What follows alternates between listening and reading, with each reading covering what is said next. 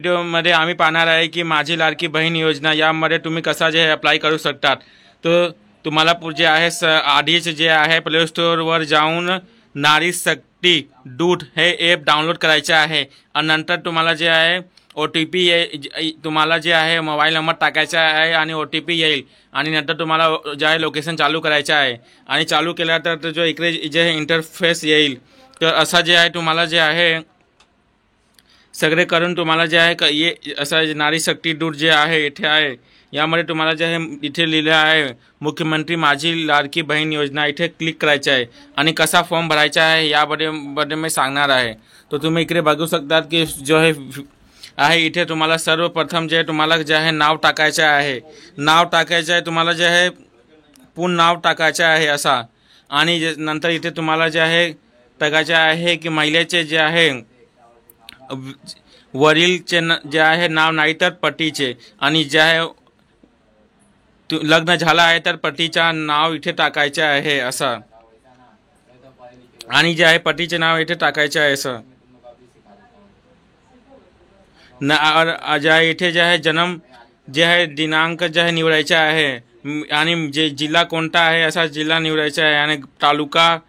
गाव लिहायचं आहे, ग्रामपंचायत लिहायचं आहे, पिनकोड काय आहे हे लिहायचं आहे, पत्ता काय आहे, पत्ता मतलब तुम्ही जे आता कुठे राहतात रेसिडेन्शियल ॲड्रेस तुम्हाला लिहायचा आहे, मोबाईल नंबर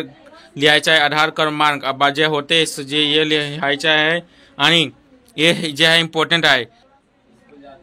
शासनाच्या इतर विभागामार्फत राबविण्यात येणाऱ्या आर्थिक योजनेचे लाभ घेत आहेत का तर इथे आहे हो या नाही तुम्ही कोणत्याही प्रकारचा लाभ घेत आहे तर हो नाही तर नाही आणि जे आहे इथे तुम्हाला जे आहे नंतर तुम्हाला जे विवाहित स्टडी टाकायचे आहे तर सगळे जे आहे विवाहित नाही तर अविवाहित यामध्ये कोणताही एक टाकायचा आहे तर विधवा असता कोणताही टाकायचा आहे। मी इथे विवाहित टाकतो आणि नंतर बँकचे पूर्ण नाव लिहायचे आहे, बँक खाते धारकचे नाव यामध्ये जे आहे महिलाचे खाते जे आहे यामध्ये टाकायचे आहे आणि जॉइंट जे अकाउंट आहे तर जे तुम्ही टाकू नका कसाला जे आहे महिलांना हे जे पैसे भेटणार आहे तर त्यामुळे तुम्ही जे फक्त महिलांच्या अकाउंटचा नंबर टाका क्रमांक टाका आणि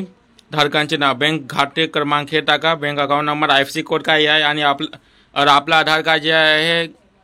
लिंक आहे का मोबाईलवर नंबरवर तो एक तुम्हाला जे आहे होय करायचं आहे। हे जे सर्व कागदपत्र तुम्हाला अपलोड करायचे आहे यामध्ये तुम्हाला जे आहे आधार कार्ड तुम्हाला टाकायचं आहे, अधिवास नाही तर जन्म प्रमाणपत्र नाही आहे तुमच्याकडे तर तुम्हाला जे आहे 15 वर्ष पूर्वी जे आहे तुमच्याकडे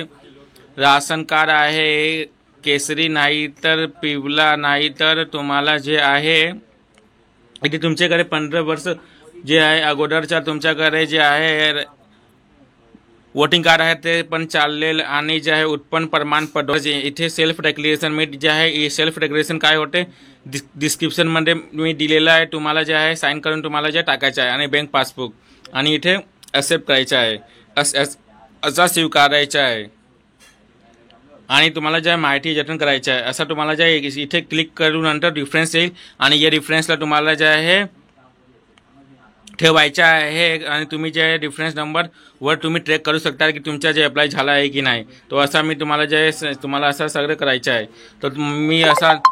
तुम्हाला काही जे आहे प्रॉब्लेम असतो तो तुम्ही मला सांगू शकता।